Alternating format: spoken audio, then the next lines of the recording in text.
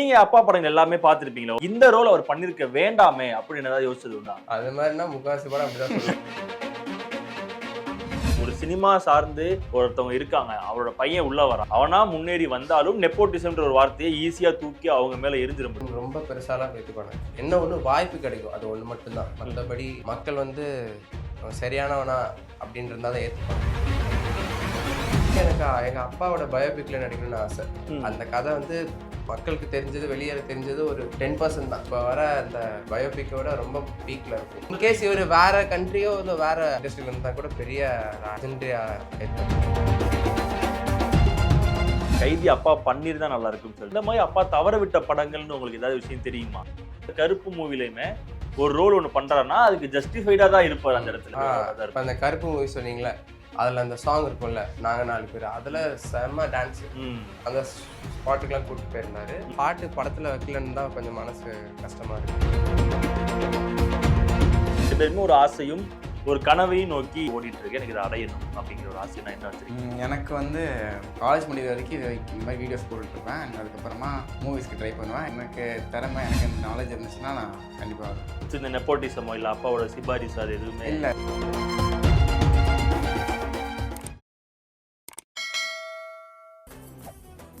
மெரிபா paneer soda, I trust மெரிபா. அப்பா வந்து cinema காலம்னு வச்சு பார்த்தோம்னா 90ஸ்ல அதிக படங்கள் இருக்கும். 1990ல இருந்து 2000 2005 வரைக்கும் வரிசையா ஒரு வருஷத்துக்கு 200 படத்துக்கிட்ட வந்து பண்ணிருக்காரு. தமிழ், தெலுங்கு, மலையாளம். 200க்கு மேல. அதான் 200க்கு மேல 280 படங்கள் பண்ணிருக்காரு. மொத்தம் 380. ஆமா, மலையாளம், கன்னடம், தெலுங்கு எல்லா இடத்துலயும். அப்படி இருக்கும்போது ஆனா ஒரு டைம் பீரியடுக்கு அப்புறம் வந்து பார்த்தோம்னா படங்கள் ரொம்ப குறைவு. இந்த 2010ல இருந்து 15 காலங்கள் வந்து பார்த்தீங்கன்னா ரொம்ப படம் குறைவா இருந்துச்சு. ஸோ ஒரு வருஷத்துக்கே ஒரு படம், அது சின்ன ரோல், அந்த மாதிரியான ஒரு டைம் பீரியட் எல்லாம் போயிட்டு இருக்குன்றப்போ ஸோ வீட்டில் என்ன பண்ணுவாரு? ஸோ அப்போ எப்படி இருக்கும் வீடு? ஏன்னா அதை நம்பி போயிட்டு இருக்குன்றப்போ டக்குன்னு ஒரு ஏன்னா அப்சன் கிராஃப், அந்த கிராஃப் வந்து எப்பயுமே ஒரு சினிமா நடிகர்களுக்கு இப்படிதான் இருக்குன்றப்போ ஸோ இது இறங்கும் போது அப்போ வீட்டு எப்படி இருந்துச்சு, என்னெல்லாம் பண்ணிட்டு இருந்தாங்க? இதை பத்தி பேசணும்னா நம்ம கொஞ்சம் பின்னால போகணும். எப்படின்னா ஆரம்ப காலத்துல வந்து அவரு சின்ன சின்ன தொழில் நிறைய பண்ணியிருக்காரு. அவர் அண்ணனோட மகாராஷ்டிரா வரைக்கும் போயிட்டு அங்கே இங்கன்னு. அவர் ஃபர்ஸ்ட் டான்ஸராக தான் அறிமுகமானார், எல்லாருக்கும் தெரியும். வேலை கிடைச்சிருச்சுன்னு அந்த ஒரு படத்தில் வந்து சின்ன ஒரு கேமியோ ரோல் மாதிரி தான் இருக்கும். அதுக்கப்புறம் அவர் கேப்டன் பிரபாகரனில் பண்ணி அந்த ரோல் ரொம்ப பேசும்படியாச்சு.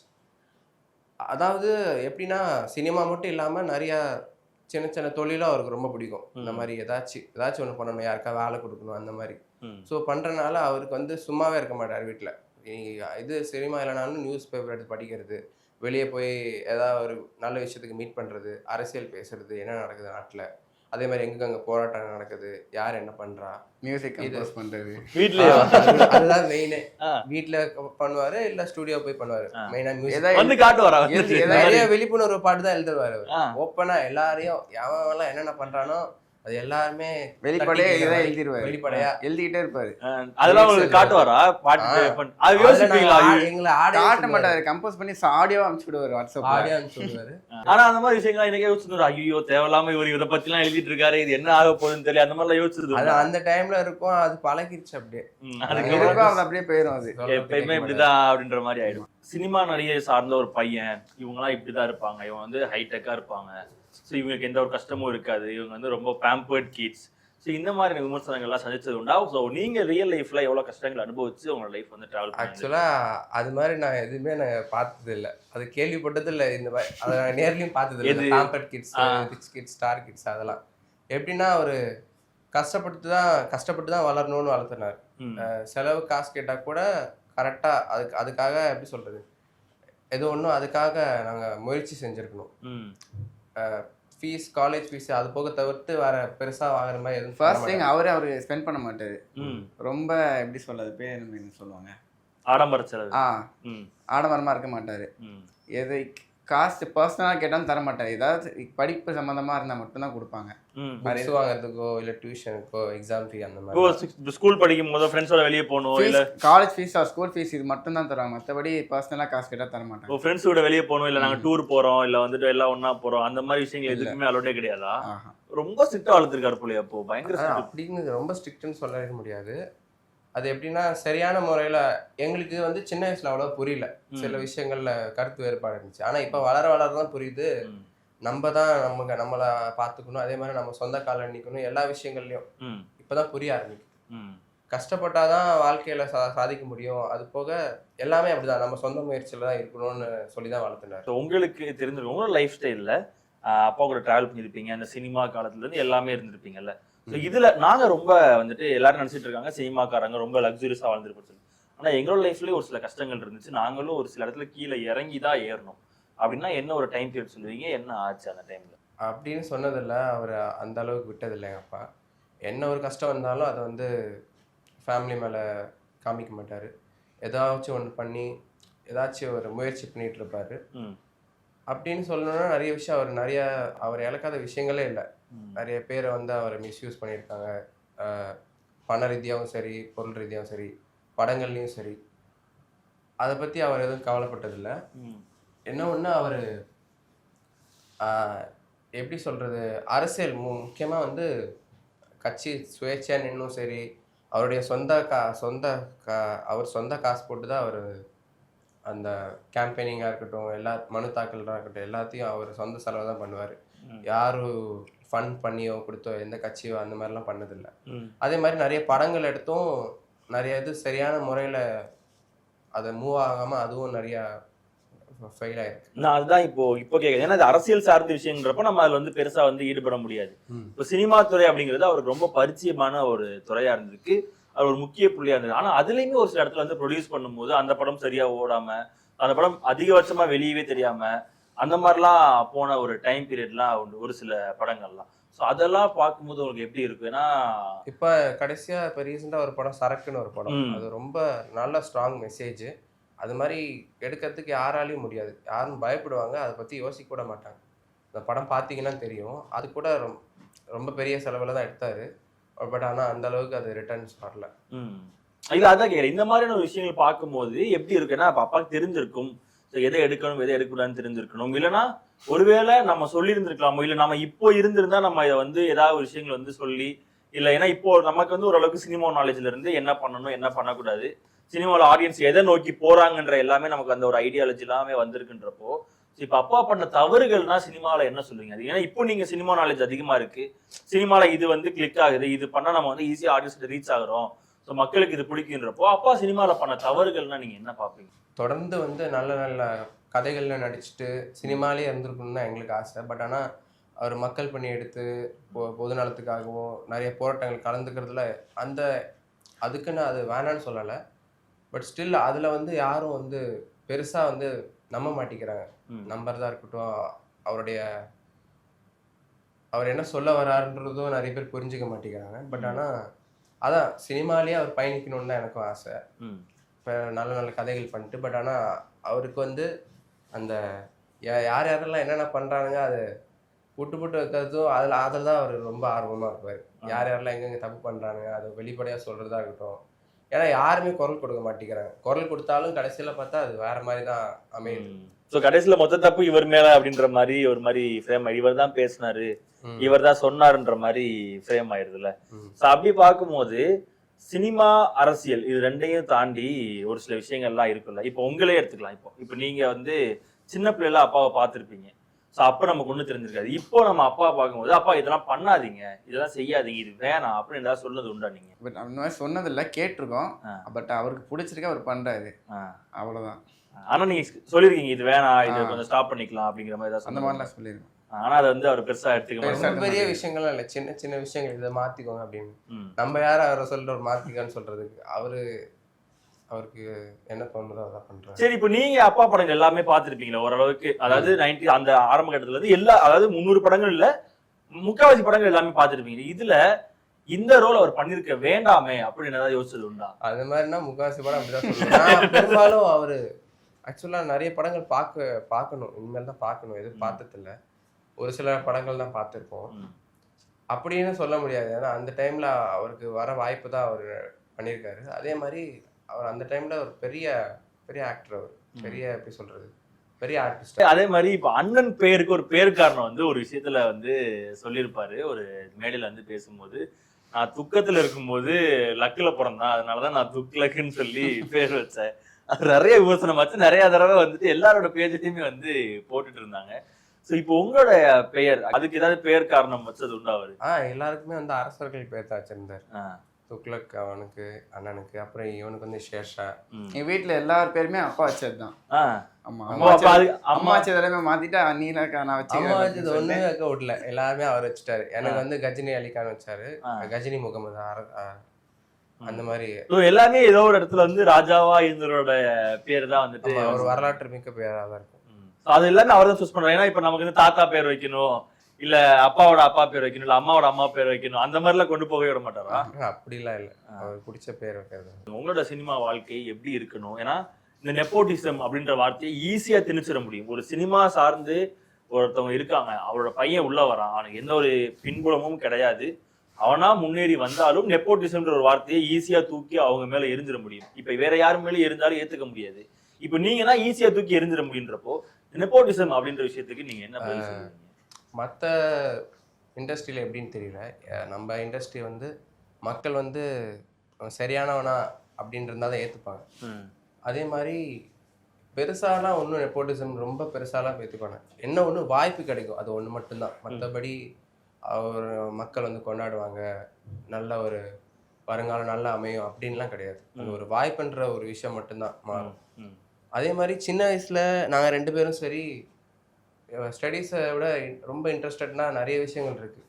விளையாட்டாக இருக்கட்டும், டான்ஸாக இருக்கட்டும், ட்ராயிங் பண்ணுறது, சமைக்கிறது, புக்ஸ் படிக்கிறது, அந்த மாதிரி தான். இந்த சிலபஸ்ஸு நம்ம கிரேட் சிலபஸை விட அதர் எக்ஸ்ட்ரா கரிக்குலம்ல தான் ரொம்ப ஃபோக்கஸ்டாக இருக்கும். எங்களுக்குலாம் ஒரு ஆசை இருக்கும், இதுலேயே நம்ம இதே ஸ்கூலில் இதெல்லாம் பண்ணலாமே அப்படின்னு. நம்ம ஏன் இந்த பிசிக்ஸ் கெமிஸ்ட்ரிலாம் தூக்கி இருந்துட்டு வெறும் இந்த மாதிரி போயிடலாம், இந்த மாதிரி இதே சப்ஜெக்டாக எடுத்து பண்ணலாமே, அந்த மாதிரி ஆசை சின்ன வயசுலேருந்தே சரி. எல்லாமே இப்போ ஏதாவது படம் பார்த்துட்டு வந்தா அந்த கேரக்டர் மாதிரியே பேசிட்டு சுற்றுறது. அதே மாதிரி மாஸ் கமர்ஷியல் மூவிஸ் எங்கள் 2 பேருக்கும் ரொம்ப பிடிக்கும். அதே மாதிரி ஹார்ட் ஃபெல்ட்டான ரொம்ப மனசை உருக்குற மாதிரி படங்களும் ரொம்ப பிடிக்கும். ரீசெண்ட் டைம்ல நம்ம நிறைய பார்க்க முடியுது. சிறை, இந்த மாதிரி படங்கள். அதே மாதிரி ஐயோத்தி வந்தது சசிகுமார் சார், அந்த படமும் ரொம்ப சூப்பராக. இந்த மாதிரி படங்கள் அதுதான் வீட்டில் மோஸ்ட்டாக அந்த படங்கள் பார்த்தும் சரி. நிறைய படங்கள்லாம் சும்மா கமர்ஷியலுக்காக என்டர்டைன்மெண்ட்டுக்காக இல்லை, அதில் வர மெசேஜ்லாம் ரொம்ப அதுக்கப்புறம் தான் அந்த மாதிரி நிறைய ஸ்ட்ராங் மெசேஜஸ்க்கு அப்புறம் தான் எங்களுக்கே புரிய ஆரம்பிச்சது சினிமானா என்ன இது அப்படின்னு. இப்போ உங்களுக்கு சொல்லுங்க, உங்களுக்கு அதிகபட்ச ஆசைன்னு ஒன்று இருக்குல்ல? இப்போ 2 பேருமே ஒரு ஆசையும் ஒரு கனவையும் நோக்கி ஓடிட்டு இருக்கீங்க. ஒரு அதிகபட்ச ஆசையும் ஒரு இலக்குமா, நான் இதை தான் வச்சிருக்கேன், நான் இதை நோக்கி ஓடிட்டு இருக்கேன், எனக்கு இதை அடையணும் அப்படிங்கிற ஒரு ஆசை நான் என்ன வச்சிருக்கீங்க? எனக்கு வந்து சினிமா இண்டஸ்ட்ரி பிடிக்கும். ஸோ அதனால் காலேஜ் முடிகிற வரைக்கும் இந்த மாதிரி வீடியோஸ் போட்டுட்ருப்பேன். அண்ட் அதுக்கப்புறமா மூவிஸ்க்கு ட்ரை பண்ணுவேன். எனக்கு திறமை, எனக்கு நாலேஜ் இருந்துச்சுன்னா நான் கண்டிப்பாக வருவேன். இந்த நெப்போட்டிசமோ இல்லை அப்பாவோட சிபாரிசு அது எதுவுமே இல்லை, எனக்கு தனி திறமை அண்ட் எனக்கு ஆக்டிங் வந்துச்சுன்னா பண்ணுவேன் கண்டிப்பாக. பின்னாடி கேமரா முன்னாடியோ பின்னாடியோ நான் ஒர்க் பண்ணுவேன். எனக்கு ரொம்ப இன்ட்ரெஸ்ட்டு. கேமரா பின்னாடி இது வரைக்கும் ஒர்க் பண்ணியிருக்கேன். அப்பா படத்தில் சரக்குன்னு ஒன்று சொல்லியிருந்தேன், அதில் வந்து நான் எக்ஸிக்யூட்டிவ் ப்ரொடியூசராக ஒர்க் பண்ணேன். மேனேஜரோட சேர்ந்து இதுக்கு எல்லா கணக்கு வழக்கெல்லாம் பார்த்துட்டு காசு எடுத்து கொடுத்துட்டு அந்த மாதிரி கூட இருந்து ஒர்க் பண்ணேன். அண்ட் எல்லாமே எனக்கு பிடிக்கும். கேமரா பின்னாடியும் சரி முன்னாடியும் சரி, எது வருதோ பண்ணுவேன். அதை அப்படியே ஃபாலோ பண்ணிட்டு. உங்களுக்கு என்ன அதிகபட்ச ஆசை வச்சு ஓடிட்டீங்கன்னா, ஒரு சினிமான்னு ஒரு வாய்ப்பு உள்ள வந்துருச்சு, நம்ம சினிமாக்குள்ள தான் போக போறோம்னு தெரிஞ்சிச்சுன்றப்போ ஒரு இலக்கு ஒன்று இருக்கும். அதாவது யாரோட தயவும் இல்லாம, யாரோட விஷயமும் இல்லாம, என்னோட திறமையை வச்சு நான் ஒரு விஷயம் அடையணுன்ற ஒரு இலக்கு இருக்கும்ல. ஸோ அப்படி எதை நோக்கி ஓடிட்டு இருக்கு? சொந்த முயற்சியில் தான் வரணும்னு ஆசை சின்ன வயசுலேருந்து. பட் இருந்தாலும் தேவை இருந்தால் அப்பா கிட்ட உதவி கேட்பேன், அதில் எதுவும் தப்பு இல்லை. என்ன ஒரு ஆசைன்னா, அதான் நல்ல நல்ல மாஸ் கமர்ஷியல் மூவிஸ் அது மாதிரி படங்கள் பண்ணுறது. அதே மாதிரி நல்ல நல்ல நல்ல கதைகள் வர கேரக்டர் ரோல்ஸும் பண்ணுறது தான் ஆசை. மெயினாக அதுதான். இந்த மாதிரி ஆசையும் இருக்குது. சினிமாவிலேருந்து மக்கள் வெளியேறும் போது எல்லாம் அழுதுட்டு வரணும், அந்த மாதிரி கதைகளும் சரி. எல்லாரும் சிரிச்சுட்டு வரணும், அந்த மாதிரி கதைகளும் சரி. இல்லை, பெர்ஃபார்மன்ஸ் சரி சொல்கிறேன். அதே மாதிரி எனக்கு எங்கள் அப்பாவோட பயோபிக்கில் நடிக்கணும்னு ஆசை. அந்த கதை வந்து மக்களுக்கு தெரிஞ்சது, வெளியேற தெரிஞ்சது ஒரு 10% தான். அவர் ஆரம்ப காலத்துல அவர் என்னென்ன கஷ்டப்பட்டு இருந்தாரு சினிமாக்கு முன் சினிமாக்கு வந்ததுக்கு அப்புறமும் சினிமால அவர் எடுத்த படங்களுக்கு யாருக்கெல்லாம் எப்படி வேலை வாய்ப்பு கொடுக்கறதோ என்னமோ, லைக் அந்தந்த என்னென்ன ஃபேஸ் பண்ணாரு, அதெல்லாம் வந்து இப்போ வர அந்த பயோபிக்கை விட ரொம்ப பீக்ல இருக்கும். அது வந்து நம்ம அவர்கிட்ட கேட்டா அது பெரிய பட்ஜெட்ல எடுத்தாலே இல்ல உங்களோட தான் சொன்னது உண்டு. அதுலதான் ஷேர் பண்ணிருக்காரு அவங்க கிட்ட. நிறைய விஷயங்கள் இருக்கு. அதெல்லாம் இப்ப நான் சொன்னா அப்புறம் எல்லா படத்துல சீன் போட்டுருவானுங்க. இல்ல ஏதாவது ஒரு சீன் சொல்லுங்களேன், எல்லா சீனும் சொல்லாம. இது வந்து ரொம்ப ஒரு இதா இருந்துச்சு. அப்பா சொன்னாரு. அவர் வந்து ஒரு எக்ஸ்ட்ராடினரி ஸ்டோரி ஸ்கிரிப்ட் வச்சிருந்தாரு மைக்கேல் ஜாக்சனை பத்தி. அது இப்போ எடுத்திருந்தா கூட பயங்கர பீக்கா போகும். அந்த ஸ்கிரிப்ட் அவரால் எடுக்க முடியல. அதுக்கு அந்த அந்த கதையெல்லாம் கேட்டதுக்கு அப்புறம் தான் தெரியுது, ஓ இவரோட தாட் ப்ராசஸ் இவ்வளோ பெருசா இருக்கு அப்படின்னு. இவர் வேற கண்ட்ரியோ இல்லை வேற ஃபாரின்ல எங்கேயோ அந்த மாதிரி இதில் இருந்திருந்தாருன்னா, இண்டஸ்ட்ரியில் இருந்தால் கூட பெரிய பெரிய ஒரு எப்படி சொல்றது லெஜெண்டரியா ஆயிருப்பாரு. இப்போயே ஒரு லெஜெண்ட் தான். அந்த டைம்ல 90s டைம்லலாம் இவரோட கால் ஷீட் கேட்டு இல்லாத ஹீரோஸே இல்லை. அந்த அளவுக்கு பீக். ஏன்னா ஒரு வில்லனிசம் புக் பண்ணிட்டு அதுக்கப்புறம் அதுக்கு மேட்சா ஒரு ஹீரோ புக் பண்ற ஒரு டைம் பீரியட்லாம் இப்போ இவரோட டைம் பீரியட்ல தான் இருந்தது. நம்ம எப்படி எம்ஜிஆர் அவர்கள் காலத்துல நம்பியாரை வந்து நம்ம ஒரு வில்லனுக்கு ஈக்குவலா வந்து ஹீரோ வந்து புக் பண்ணாங்களோ, அதே மாதிரிதான் இப்போ மன்சூர் அலிகான் சாரையுமே வந்துட்டு அந்த டைம்ல வந்து புக் பண்ணாங்கன்றப்போ. ஆனா அது நாளையில வந்து பாத்தீங்கன்னா அந்த வில்லன் 2 ஒரு காமெடி ரோலுக்கு தள்ளப்படுறது இருக்கட்டும். காமெடி ரோலுக்கு அப்புறம் ஒரு சின்ன ஒரு ரோல், அதாவது குட்டியா ஓகே அவர் வந்து ஃப்ரேம்ல வந்து காமிச்சா போதும். ஸோ இந்த மாதிரி ஒரு விஷயமா வந்துட்டு அப்படியே பேக் டு பேக் வரும்போது, ஸோ அதை எப்படி பாக்குறீங்க? ஒரு பேர் ஒரு பீக்ல இருந்து ஒருத்தர ஒரே ஒரு சீன், அந்த படத்துல ஒரு சீன் வந்து காமிச்சிட்டு போற மாதிரியான ஒரு சீனை வந்து மாத்துறாங்கல்ல, ஸோ இதை எப்படி பாக்குறீங்க? இல்ல பெரும்பாலும் அதை வந்து நிறைய சீன்ஸ் எடுத்திருப்பாங்க, காட்சிகள் எடுத்திருப்பாங்க, அது படத்துல இடம் பிடிச்சிருக்காது. பட் அதை வந்து நம்ம ரொம்ப ரொம்ப பெரிய விஷயமா எடுத்துக்கிறது இல்லை. அது வந்து அந்தந்த கதைக்கு ஏற்ற மாதிரி தான். அதே மாதிரி இவருக்கு ஏற்ற மாதிரி கதைகளும் இன்னும் நிறைய அமைஞ்சிருக்கு. அது வந்து வெளி வந்தது இல்லை. அப்படியே படம் வந்து மூவ் ஆகாம அப்படியே நின்றுருக்கு நிறைய. சரி, இப்ப நீங்க கைதி சொன்னீங்கல்ல, கைதி அப்பா பண்ணிருந்தா நல்லா இருக்குன்னு சொல்லி, இந்த மாதிரி அப்பா தவற விட்ட படங்கள்னு உங்களுக்கு ஏதாவது விஷயம் தெரியுமா? கைதி இப்போ நமக்கு தெரிஞ்சிருச்சு, அது வந்துட்டு இப்போ இந்த மாதிரி இதனால. ஸோ இந்த மாதிரி அவர் தவற விட்ட படங்கள் அப்படிங்கிற மாதிரி ஏதாவது தெரிஞ்சுக்கிட்டோம்? படம் பேர் தெரியாது. பட் ஆனால் ஒரு சில படங்கள் இருக்கு, ஒரு தவிர்க்க முடியாத காரணங்களால பண்ண முடியாம போயிருக்கும். ஏன்னா ஹி ஜஸ்டிஃபை எவ்ரி ரோல்ஸ். ஆக்சுவலா அவர் என்ன ரோல் பண்ணாலும் ஒரு ஜஸ்டிஃபை. ஏன்னா இப்போ லாஸ்டா அந்த கருப்பு மூவிலையுமே ஒரு ரோல் ஒன்று பண்றாருன்னா அதுக்கு ஜஸ்டிஃபைடா தான் இருப்பார் அந்த இடத்துல. இல்ல இவர் இந்த ரோலுக்கு செட் ஆயிருக்க மாட்டாரோ அப்படின்னு சொல்ற மாதிரியான கேரக்டர்ஸ் எதுவுமே இருக்காது. எவ்வளவு பெரிய ரோலா இருந்தாலும் சரி, ஒரு காமெடி ரோலா இருந்தாலுமே அதை ஜஸ்டிஃபை பண்ண. அந்த கருப்பு மூவி சொன்னீங்களே, அதுல அந்த சாங் இருக்கும்ல, நாங்க 4 பேர், அதுல செம்ம டான்ஸ். அந்த ஸ்பாட்டுக்கெல்லாம் கூப்பிட்டு போயிருந்தாரு. ரொம்ப காமெடியா. நீங்க அந்த ஸ்பாட்ல இருந்தீங்களா அப்போ? அந்த பாட்டு படத்துல வைக்கலன்னு தான் கொஞ்சம் மனசு கஷ்டமா இருக்கு. ஏன்னா அதுல செம்ம டான்ஸ் ஆடி இருந்தாரு. 4 பேர் சேர்ந்து நல்ல ஒரு பெர்ஃபார்மன்ஸ், ரொம்ப ஃபன்னா என்கேஜிங்கா போச்சு அந்த சாங். ஸோ அதே மாதிரி அப்பாவுக்கும் விஜயகாந்த் சார் அவர்களுக்குமான ஒரு நட்பு. ஏன்னா நிறைய இடத்துல விஜயகாந்த் சாரை பத்தி பேசும்போது மன்சூர் அலிகான் சாரை வந்து பேசாம விட்டே கிடையாது.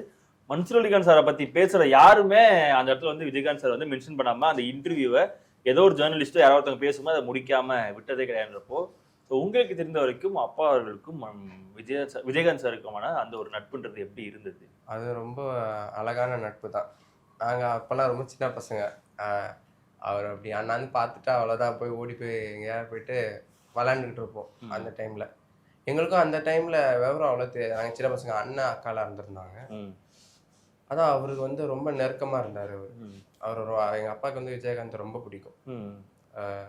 ரொம்ப பாசமாக இருப்பாங்க. அதே மாதிரி அவர் படத்துலேயும் நிறைய படத்தில் பண்ணியிருக்காரு. வில்லனாவும் சரி, கேரக்டர்லாவும் சரி. அந்த சீன்ஸ்லாம் இப்போ பார்க்கும்போது ரொம்ப காமெடியா இருக்கும், ஃபன்னா இருக்கும். ஏன்னா நீங்க ஒரு எடிட் பண்ணி அப்பாவோட பிறந்த நாளைக்கு வந்து அவரோட அந்த மூவி சீன்ஸ் எல்லாத்தையுமே ஒரு வீடியோவா வந்து அக்கா போட்டிருந்தாங்க. அந்த விஷயத்த பார்க்கும்போது அவர் அவ்வளோ சிரிச்சு கண் கலங்கி வந்து பார்த்துட்டு, ஓ நான் இப்படிலாம் நடிச்சிருக்கேன், நான் இதெல்லாம் பண்ணிருக்கேன்ற மாதிரி ஒரு அவரோட லைஃப் ஸ்டைல வந்து அப்படியே பின்னாடில இருந்து அப்படியே கூட்டிட்டு வந்திருந்தீங்கல்ல, அதை பார்க்கும்போது என்ன சொன்னாரு, என்ன செஞ்சாரு? இப்போ எதுவுமே சொல்லல, ரொம்ப ஹாப்பியானது, ஹாப்பி டியர்ஸ் தான். அண்ட் அதான் பழைய நினைவுகள்லாம் வந்தோடனே மனசு ஒரு மாதிரி ஒரு நிலையில இருக்காம எதாச்சும் நம்ம எங்கேயோ ஒரு ஸ்டேட் ஆஃப் மைண்ட் போயிடலாம், அந்த மாதிரி இருந்தார். எப்பயுமே ஏதாவது ஒன்று யோசிச்சுட்டே தான் இருப்பாங்க. அண்ட் இதை பார்த்தோன்னே இப்போ எல்லாம் பழைய மெமரிஸ் எல்லாமே வந்துடும், சொல்லவே வேண்டாம். கடைசியா ஒரே ஒரு கேள்வி மட்டும் கேட்டு முடிச்சிடலாம். இப்போ என்னன்னா, இப்போ நீங்க 2 பேரும் ஒரு தனி பாதை, அதாவது வீட்டில் இல்லை, இப்போ தனியாக காலேஜில் படிச்சுட்டு ஹாஸ்டல்ல இருந்துட்டு ஒரு லைஃப்பை நோக்கி போயிட்டு இருக்கீங்க. இப்போ அப்பா கூட அண்ணன் வந்து டிராவல் பண்ணிட்டு இருக்காங்க. அண்ணனை எல்லா இடத்துலையும் காமிச்சிருக்காங்க. அண்ணனுக்காக ஒரு படம் பண்ணியிருக்காங்க. நமக்கு இந்த ஒரு வாய்ப்பு கிடைச்சிருக்காதா, நாம வந்து இப்போ அந்த மாதிரி ஒரு படம் பண்ணிருக்கலாமா, நமக்கு இந்த வாய்ப்பு கிடைச்சிருந்தா நம்ம இதை எப்படி யூஸ் பண்ணியிருந்திருப்போம் அப்படின்னு நினைச்சது உண்டா, கேட்டது உண்டா? நினச்சதும் இல்லை, கேட்டதும் இல்லை.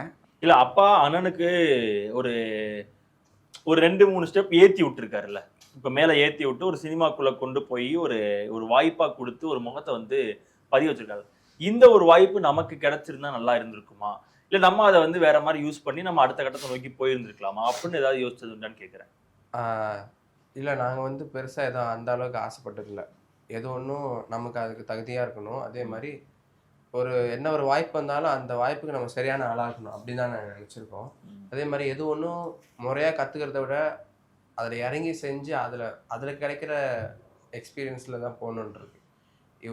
இவர்கிட்ட கேட்டு பண்ணணும், இவர் மூலியமாக போகணும் அப்படின்றத விட நம்மளால் முடிஞ்ச அளவுக்கு என்னென்ன கற்றுக்க முடியும், நம்மளால் என்ன பண்ண முடியும் அப்படின்னு நினைக்கிற விஷயம் தான் நிறையா இருக்குது. ஓகே ஓகே, நிறைய விஷயங்கள் ஷேர் பண்ணீங்க, நிறைய சொன்னீங்க. கண்டிப்பா சினிமால அடுத்தடுத்த கட்டத்தை நோக்கி நீங்க வந்து நகரணும், போகணும். உங்களுக்கான வாய்ப்பு உங்களை தேடி கண்டிப்பா வரும். ஏன்னா அதுக்கான உழைப்ப தனிப்பட்ட முறையில நீங்க வந்து போட்டீங்கன்னா, நம்ம ஒரு பேஜை ஃபாலோ பண்ணும்போது அப்பா வச்சுதான் நம்ம போட்டு ஃபாலோவர்ஸ் வாங்கணும், இல்ல அப்பா கூட இருந்து போட்டோ போட்டு நம்ம வந்து வியூஸ் ஏற்றணும் அப்படின்ற மாதிரியான எந்த ஒரு செயல்பாடுல இல்லாம எனக்கு என்ன வரும், எனக்கு என்ன தெரியுன்ற மாதிரியான ஒரு சில விஷயங்களை வந்து நீங்க பண்ணிட்டு இருக்கிறது ரொம்ப பெரிய விஷயம். கண்டிப்பா நீங்க அடுத்த கட்டத்தை நோக்கி போகணும், நிறைய படங்கள் வந்து பண்ணணும்னு சொல்லி எங்க சேனல் சார்பா வாழ்த்துக்களை தெரிவிச்சுக்கிறோம் bro. Thank you so much. Thank you. Meriba Paneer Soda. I trust Meriba.